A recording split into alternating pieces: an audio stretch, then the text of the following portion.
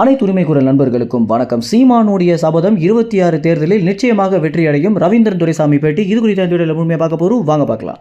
மூத்த பத்திரிகையாளரான ரவீந்திரன் துரைசாமியுடைய நேர்காணலை பார்க்கறதுக்கு ஒரு தனி ரசிகர்கள் கூட்டமே இருக்காங்க அப்படின்னு தான் சொல்லி ஆகணும். இவருடைய நேர்காணல் பார்த்தீங்கன்னா ரொம்ப துல்லியமாகவும் ரொம்ப தெளிவாகவும் இருக்க ஒரு காரணத்தினாலேயே மக்கள் பார்த்தீங்கன்னா எல்லா உண்மை நிலவரங்களையும் உடனுக்குடன் தெரிஞ்சுக்க முடியும் அப்படின்ற காரணத்தினால இவருடைய நேர்காணலை தவறுவிடாமல் பார்த்துட்டு வந்துட்டு இருக்காங்க.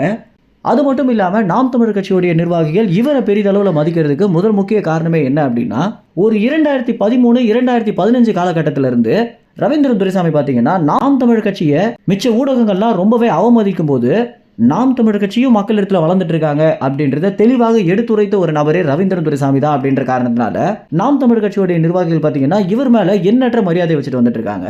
அது மட்டும் இல்லாம ரவீந்திரன் துரைசாமி சீமான் 1% வாக்கு வங்கி வாங்குவாரு, 7% வாக்கு வங்கி வாங்குவாரு, இறுதியாக அவரால் புதிய சின்னத்தை வச்சு கூட 8% வாக்கு வாங்க முடியும் அப்படின்னு சொல்லியிருந்த எல்லா விஷயங்களும் பார்த்தீங்கன்னா ரொம்ப தெளிவாக நடந்த ஒரு காரணத்தினாலேயே சீமானுடைய அரசியல் நகர்வுகளை ரொம்ப துல்லியமாக கணிக்கக்கூடிய ஒரு நபராக ரவீந்திரன் துரைசாமி தான் இருந்துட்டு இருக்காரு. இந்த வகையில் தற்போது ரவீந்திரன் துரைசாமி என்ன சொல்லியிருக்காரு அப்படின்னா, இந்த விக்கிரவாண்டி தேர்தலெல்லாம் சீமானால டெபாசிட் வாங்க முடியாது அப்படின்னு ஏற்கனவே நமக்கு தெரிஞ்சது தான். எல்லா நேர்காணலிலும் நான் இதை சொல்லியிருக்கேன் அப்படின்னும், ஏன்னா இந்த மாதிரியான இடைத்தேர்தலுக்கு பொறுத்த வரைக்கும் ஏற்கனவே ஆளுமையில் இருக்க கட்சிகள் எவ்வளோ பணத்தை வேணாலும் செலவு பண்ணி அவங்களுடைய இடத்த தக்க வச்சுக்கணும் அப்படின்னு மட்டும் தான் பார்ப்பாங்க. அப்படின்ற காரணத்தினால சீமானால இந்த மாதிரியான இடைத்தேர்தலில் போட்டியிடுறது ரொம்பவே கடினம் தான் அப்படின்றத ரவீந்திரன் துரைசாமி பார்த்தீங்கன்னா ஏற்கனவே சொல்லியிருந்தாரு. அதற்கு ஏற்ற மாதிரியே விக்கிரவாண்டி தேர்தலில் பார்த்தீங்கன்னா ஒரு ஓட்டுக்கு 2000 இருந்து 5000 வரைக்கும் கொடுத்துருக்காங்க அப்படின்னு ஒரு தகவல் வெளியாகி இருந்துச்சு.